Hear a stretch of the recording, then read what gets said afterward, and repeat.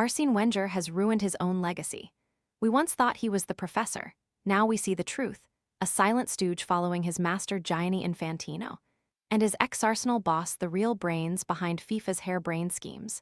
Speaking in February on the 10th anniversary of Gianni Infantino's accession as FIFA president, Arsene Wenger paid tribute to his friend for overseeing a huge improvement in world football. Gianni is always ready to move forward and to create new ideas. He's open to new ideas, said Wenger. After you work out, you can feel worn out. Reach for core power and rise to a whole new level of recovery. High-quality protein to build muscle. The nutrition you need to power on. Ready to order? Scan the QR code now or visit grabdeal.us/10. Say what you want about Infantino. He's most definitely open to ideas. The idea to have a World Cup in Qatar at Christmas time and increase the number of teams at the tournament this summer to 48. If he gets his way, it will be 64 in 4 years' time, when the tournament is already being played across 6 countries. The idea to introduce mandatory hydration breaks at the World Cup this summer, thinking we wouldn't see them for the commercial grab they really were.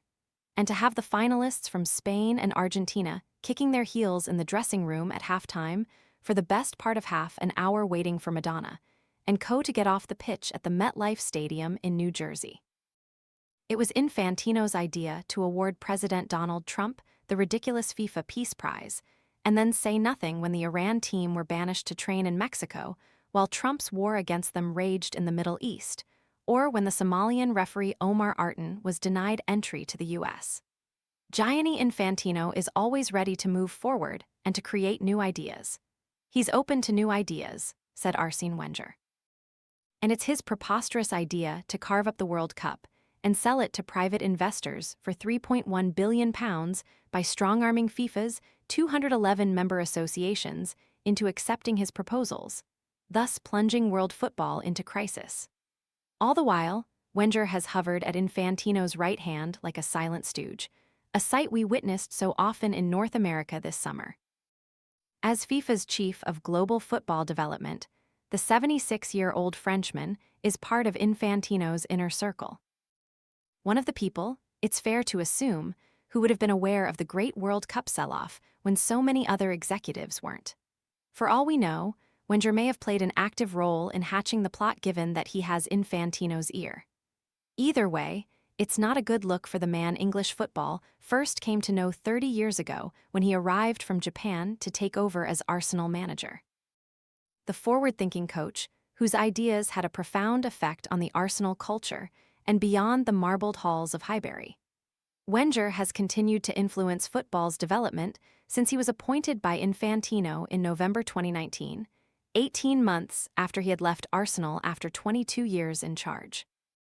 Among other things, he heads up the £160 million FIFA Talent Coach Program, which develops young players in poorer countries where the path to professional football is lacking, and for that he deserves credit. He also leads a FIFA task force on player welfare, which aims to address concerns over the increasing demands of the football calendar, although how Wenger's proposal to stage the World Cup every 2 years would help in that regard is anyone's guess. It would be refreshing to think that a man of his influence and intelligence would be able to stand up to Infantino's rampant egotism, but sadly, that doesn't seem to be the case. It's not a good look for the man English football first came to know 30 years ago when he arrived from Japan to take over as Arsenal manager and turn them into champions. Wenger will do what he always does these days. He will follow his master and nod along to whatever hare-brained idea Infantino comes up with next. Before the World Cup final, he claimed the new 48-team format had been a success, though at least had the decency to admit that not everyone was a fan of the hydration breaks.